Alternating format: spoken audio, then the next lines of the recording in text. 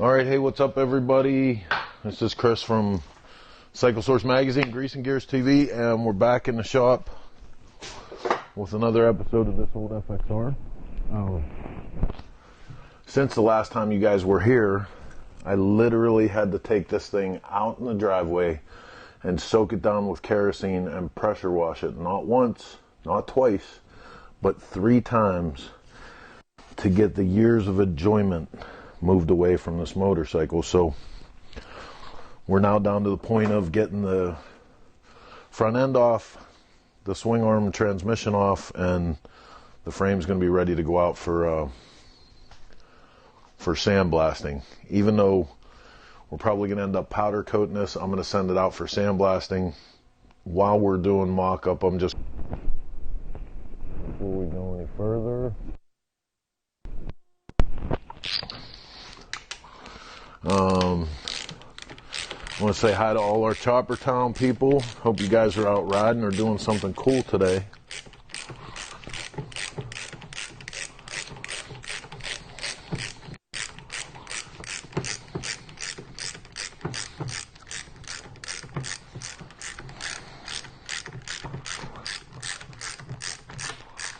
Ta-da!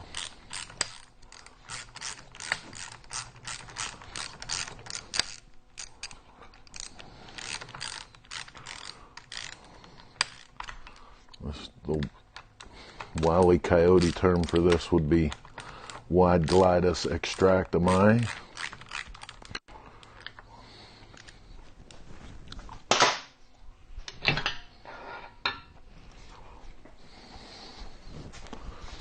And get rid of this funky old front end because we have a bitchin' new Hayabusa front end that we're going to run on this. You guys, we really scored because we bought a front end for short money.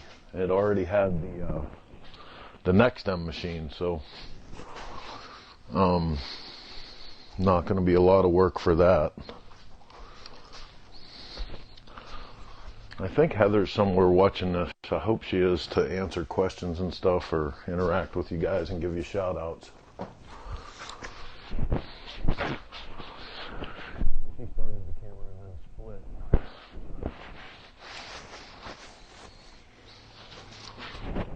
I'm just going to put that front end back together and wheel it the hell out of here. So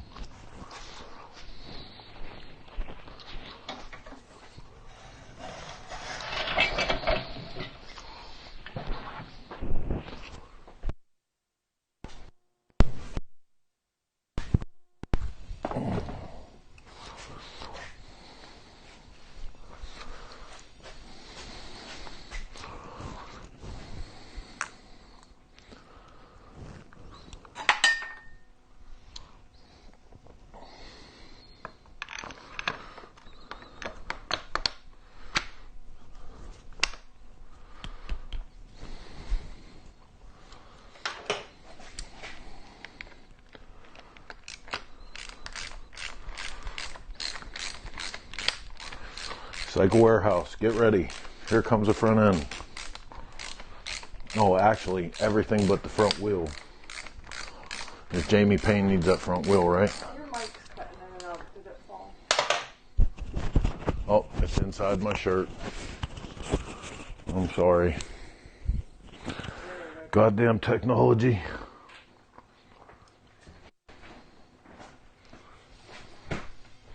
See, we try to do things the right way, and we try and we try.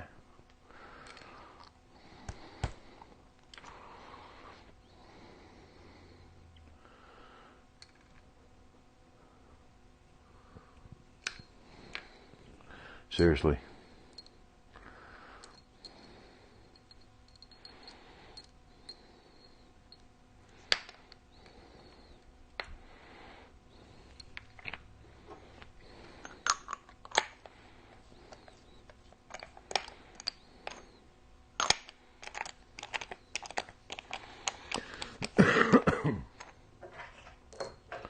So yeah, Jamie Payne that we bought this motorcycle from has already laid claim on the front wheel. I think Milwaukee Mike is getting the back wheel. And we got some killer new wheels. Okay, let's roll this out of the way because we don't need none of this shit right now.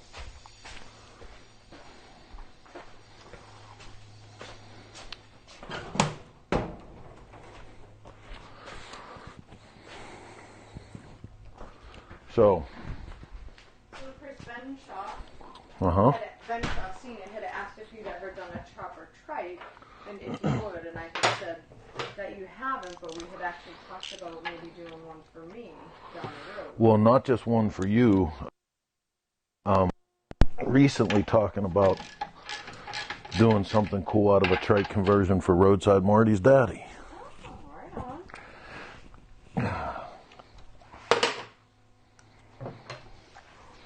on. Paco has some really cool kits for triking out Sportsters and Big Twins and shit, and we were going to see about getting with them. David Thornley said you're doing great. Oh, I might need a hand. Oh, I can't come give you a hand in my reindeer pajamas. Okay.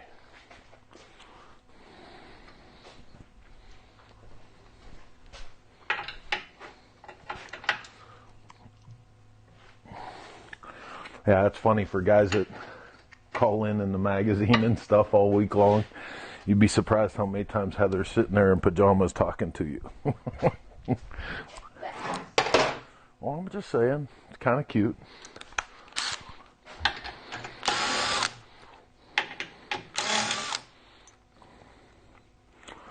It's kind of cute.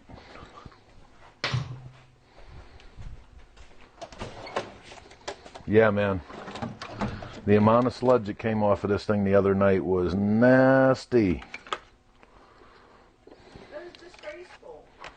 Well, not me. Somebody had to. Yeah, somebody loved that motorcycle.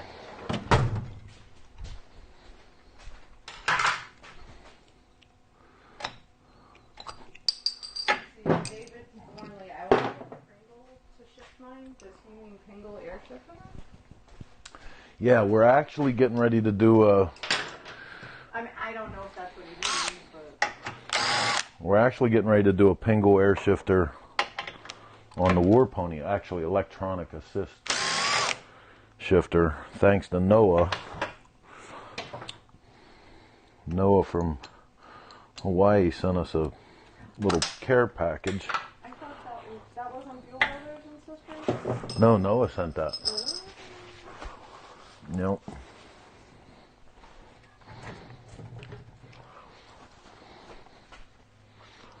Okay.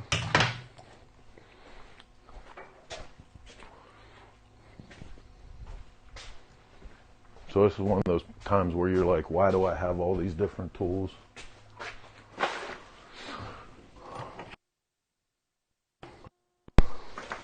Sometimes your nut has a 12-point head on it.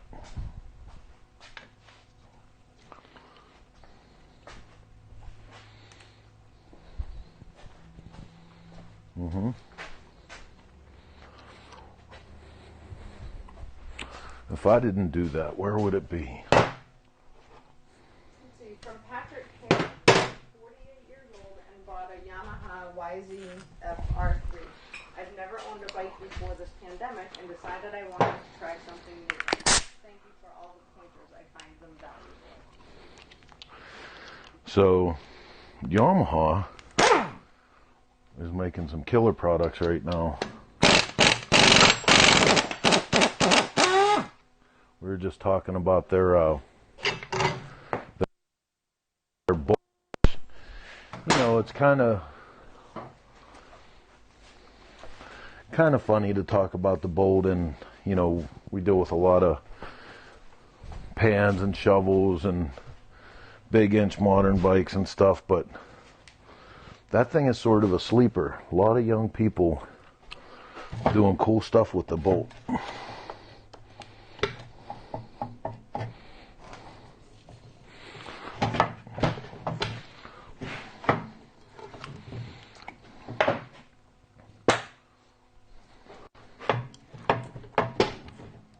Ta-da!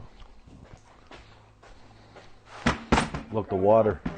Lancaster is watching. Oh, right on. David Thornley said he's a single leg rider.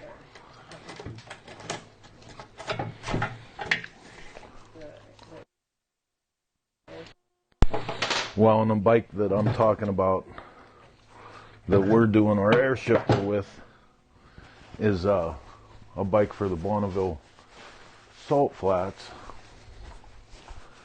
And we've tried to get the linkage figured out on it.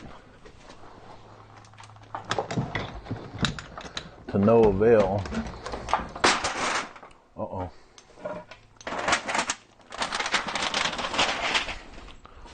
So one day I go to my mailbox, and this package was there from Noah with a little love letter, and we're going to see if we can figure out how to make all that shit work. Because it'd be a lot easier. My favorite part about it is it comes down to just push button shifting then.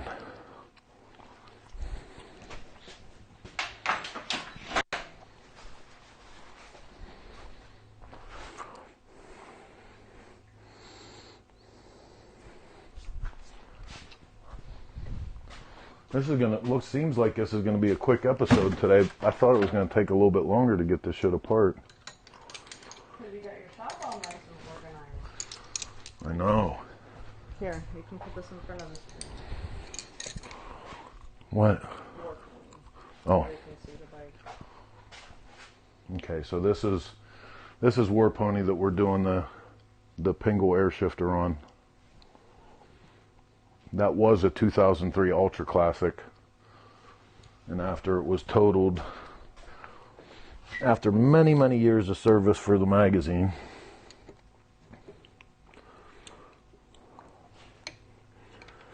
Hey Les, I saw your message. I'm going to pass that on to the powers that be about your Sling TV and see what they can do about that. That's not anything that we can help you with, but I will pass it on. what happened? There's a problem with the sync as far as like what shows are on and the guide. Oh, So we'll pass that on to the people in charge. this was a running motorcycle before, right? You know, So we have a question. Do you guys manufacture any board track racer parts? I'm interested in the 1915 Indian 8-valve. I've just gotten into this side hobby and I'm lost. So okay, so first and foremost, take down the name Kiwi Indian. Mike Thomas at Kiwi Indian is Indian. He manufactures every single part and component for vintage Indian motorcycles. Hang on one second, this is going to be loud.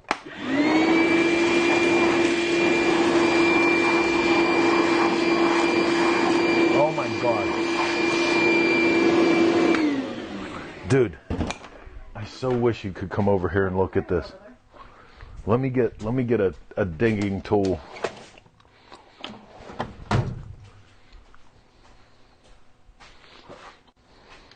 a little bit of a bumpy ride, guys. Hold on. So this is after the 3 pressure washes and everything. But do you see right here? Do you see that? Mm-hmm. You know what that is? Oh, GTFO. Wow. Where did that bolt come from? Once upon a time, something came loose and it lost it. And they were probably looking for it all these years. Look at all that, man. It's hard to believe this is going to turn into Beautiful motorcycle.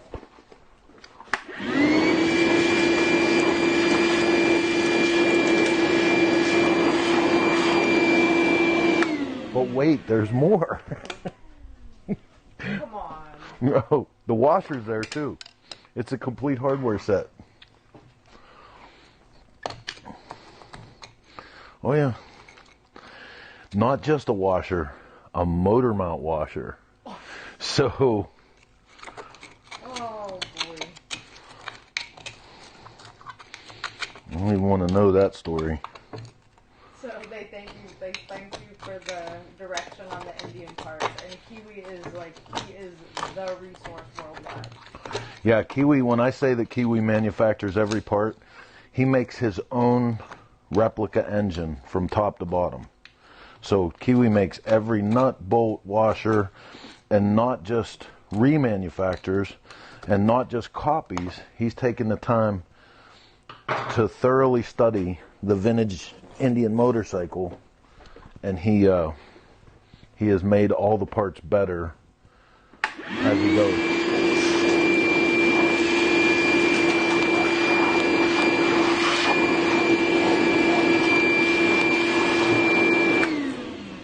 Look at that. Now that's what that was supposed to look like down in there. And Jason Holman's going to be so much happier with me.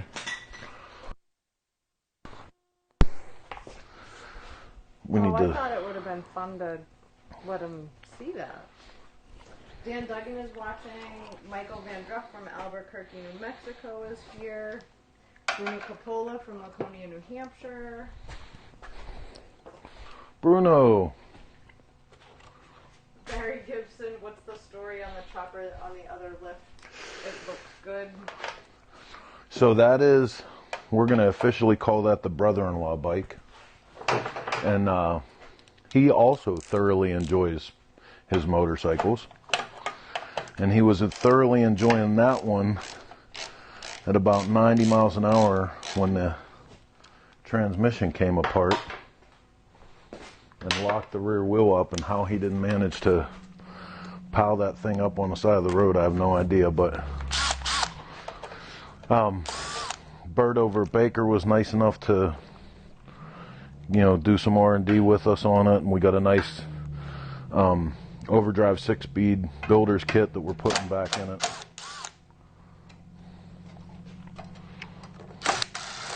Mike Fowler from California is here. Elizabeth Knight in Illinois. Randy McMullen is watching. Oh, Randy, what's up, buddy?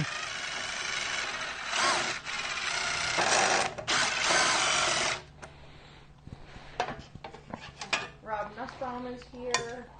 Rob, how was Oli? Rob was nice enough to give us a live report the other day, and then also orchestrate an order for me from Ted's from the road. Wow, we need a whole rubber grommet set for mounting these side panels and shit. All of this is trash, man. No, I mean it's the rubber grommets and stuff are trash. All of these can all be. Even still, it's 33 years old. Mm-hmm. Oh my God, 1988 was 33 years ago. And by the time I was 33, my rubber grommets were worn out too.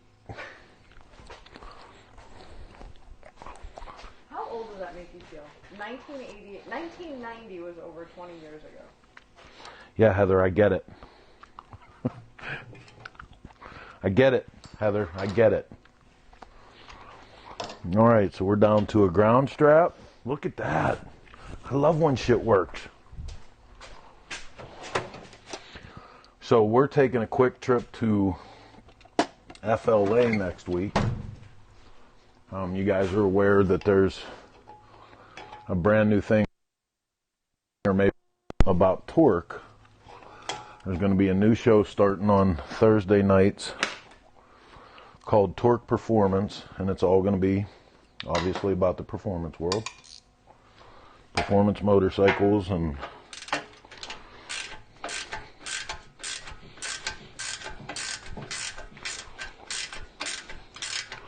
we're going down to Florida to help get ready for the launch of that.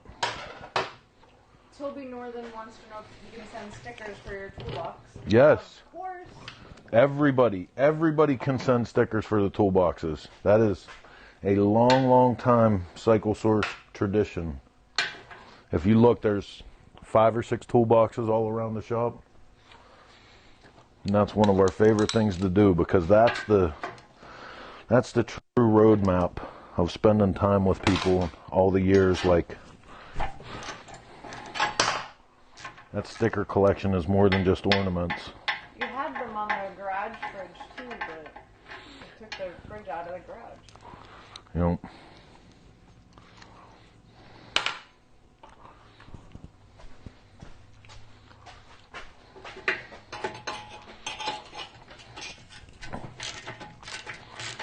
So,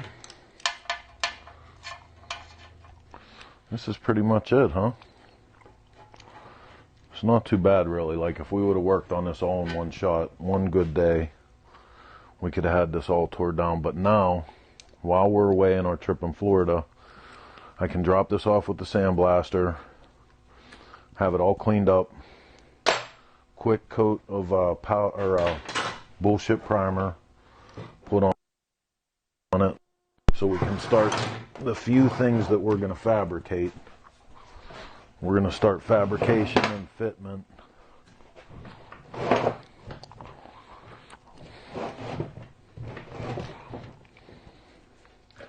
Have I mentioned that I truly don't like these frames? Well, you're a chopper guy. I know, and I mean, I'm sure all FXR guys are going to be like, come on, bro. It's the best performance frame that Harley ever made. And yes, that's true. They're just up here. Like, Paco makes an FXR chassis that is badass, because it's all of this here that makes it handle and shit. But up here, it's still, you know, it's not boxy. It still looks like a motorcycle frame. I just think that's so much cooler. And that's what you used on Warpine. Yep. Mike Draco wants to know who makes the best lift for a 9-foot long chopper. I'm sorry, I have to say it. Handy. This is a Handy. If you bring them up here, Heather, and show them, this has the specific chopper extension on the front of it. That's what all of our choppers go on. Because there's nothing worse than trying to work on a goddamn chopper on a standard size lift.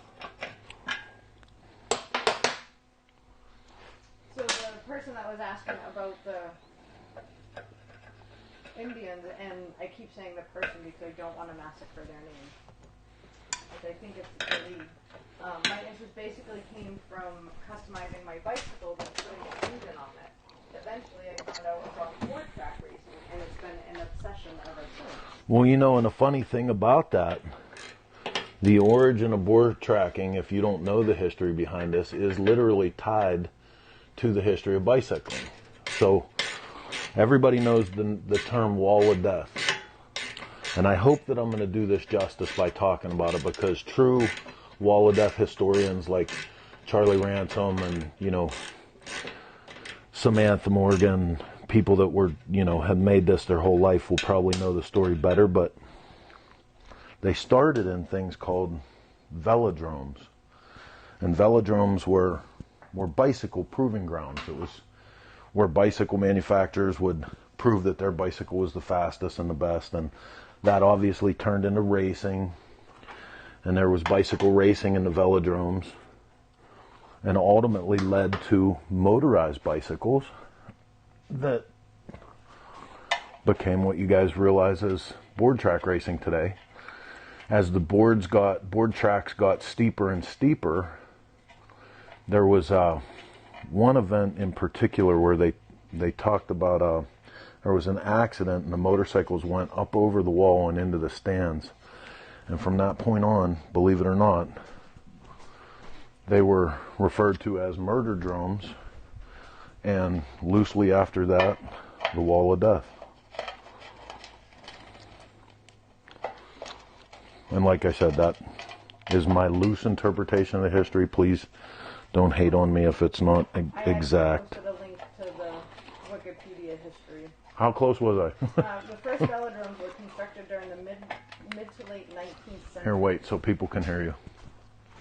constructed in the mid to late 19th century. Some were purpose-built just for cycling, and others were built as part of facilities for other sports. At the time of this article, the oldest velodrome in the world is at Preston Park in Brighton, built in 1877, and is 1,900 feet long and features 4 strengths linked by bank curves. Let's see, Portsmouth Velodrome, and Portsmouth has a single strength linked by 1 long curve. So yeah, I posted that link up there so they can read the whole article. So if you guys are super into that. We like history and shit.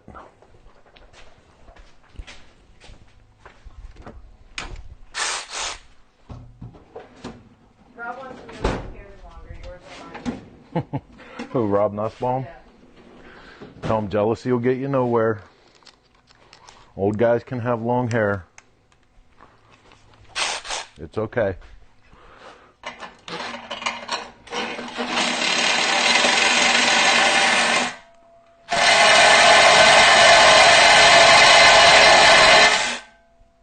Skypimp says murder walls. That makes it sound a little more fun.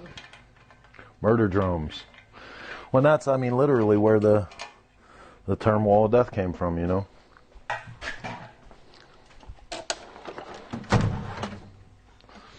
I'm always fascinated by that.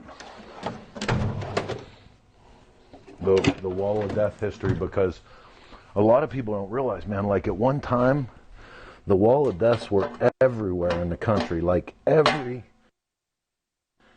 had a motor drome, and you know, and all the different motor dromes, as you can imagine, got super competitive. So, you know, it was sometimes like, if you guys see now, they do the thing called the Australian Pursuit, the crisscross, right?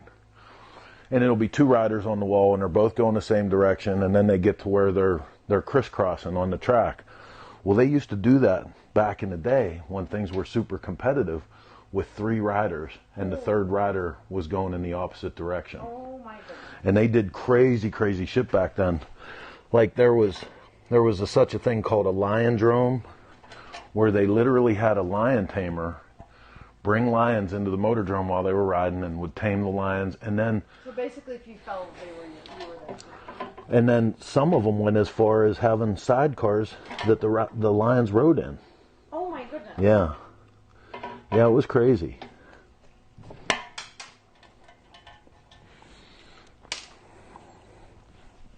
I've seen the motor drome countless times, and it still amazes me every time. Mm-hmm. Dan Duggan says it surely had to involve alcohol. Well, today's motor dromes, that is the biggest no-no. And unofficially, I can tell you, most motor drome people I know smoke copious amounts of marijuana, but they do not drink alcohol and ride the drome ever. Or so I'm told. I don't want to be throwing out gospel on that shit either. I'm wondering what the y'all's connection to help me find a part that I've been looking for years unsuccessfully. I want to put the forward-pointing dual rubber carbs on his bike. Okay. Is that what you want, is the forward-pointing dual Weber carbs? They used to sell them in the custom film book. So, I know not too long ago, Pirwitz had a set of those on our swap meet. Oh, that's great. So I would hit Dave Pirwitz out at Pirwitz Cycle Fab on Instagram or Facebook. Probably Rob Nussbaum knows somebody that has those too. But look on Chopper Swapper, you know, keep an eye out. I don't think anybody sells new sets of shit like that anymore. Somebody might have new old stock if you got super lucky. Okay. That's the victory lap right there. We have disassembled our FXR with that washer. That's our last piece right there.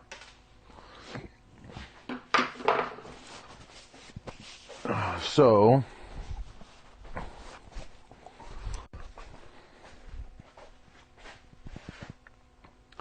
This is definitely coming off. I hate where they mount the key on this bike.